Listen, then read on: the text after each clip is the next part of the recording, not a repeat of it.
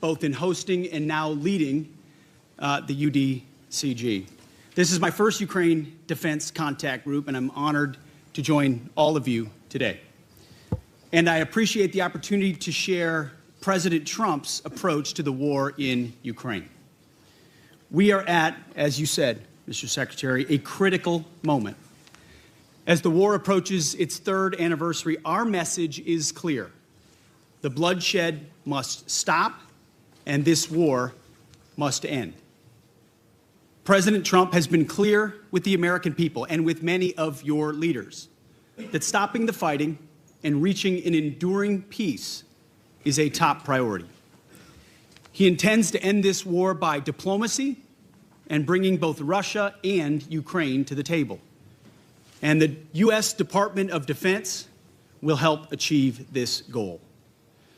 We will only end this devastating war and establish a durable peace by coupling allied strength with a realistic assessment of the battlefield. We want, like you, a sovereign and prosperous Ukraine. But we must start by recognizing that returning to Ukraine's pre-2014 borders is an unrealistic objective. Chasing this illusionary goal will only prolong the war and cause more suffering. A durable peace for Ukraine must include robust security guarantees to ensure that the war will not begin again. This must not be Minsk 3.0. That said, the United States does not believe that NATO membership for Ukraine is a realistic outcome of a negotiated settlement. Instead, any security guarantee must be backed by capable European and non-European troops.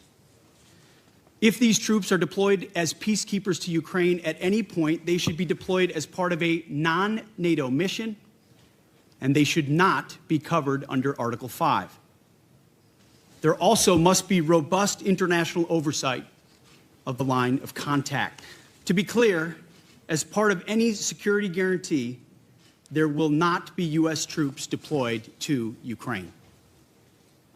To further enable effective diplomacy and drive down energy prices that fund the Russian war machine, President Trump is unleashing American energy production and encouraging other nations to do the same. Lower energy prices, coupled with more effective enforcement of energy sanctions, will help bring Russia to the table. Safeguarding European security must be an imperative for European members of NATO. As part of this, Europe must provide the overwhelming share of future lethal and non-lethal aid to Ukraine. Members of this contact group must meet the moment. This means donating more ammunition and equipment, leveraging comparative advantages, expanding your defense industrial base, and importantly, leveling with your citizens about the threat facing Europe. Part of this is speaking frankly with your people about how this threat can only be met by spending more on defense. 2% is not enough. President Trump has called for 5%, and I agree. Increasing your commitment to your own security is a down payment for the future, a down payment, as you said, Mr. Secretary, of peace through strength. We're also here today to directly and unambiguously express that stark strategic realities prevent the United States of America from being primarily focused on the security of Europe. The United States faces consequential threats to our homeland.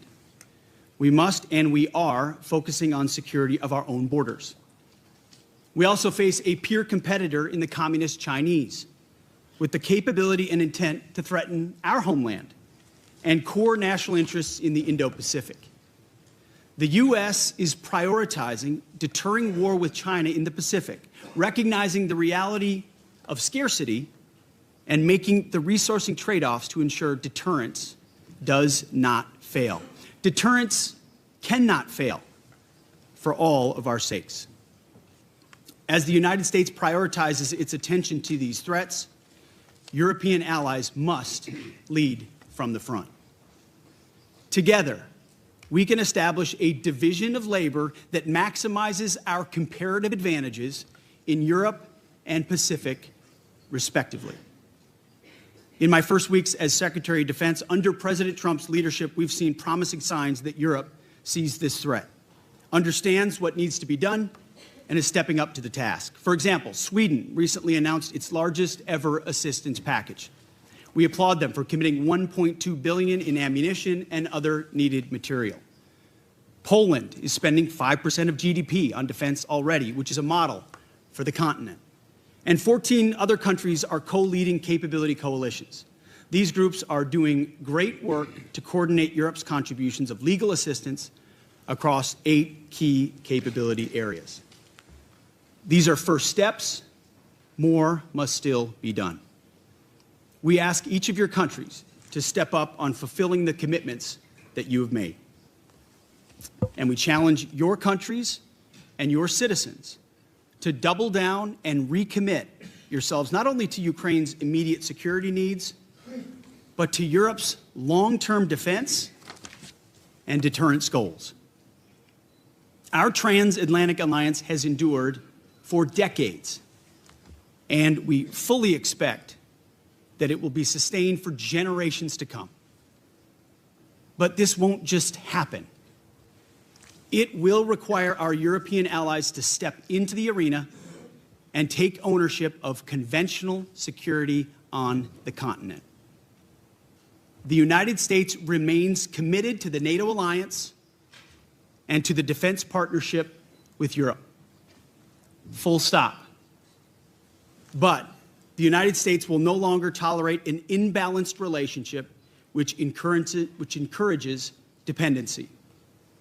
Rather, our relationship will prioritize empowering Europe to own responsibility for its own security. Honesty will be our policy going forward, but only in the spirit of solidarity. President Trump looks forward to working together, to continuing this frank discussion amongst friends, and to achieve peace through strength together. Thank you.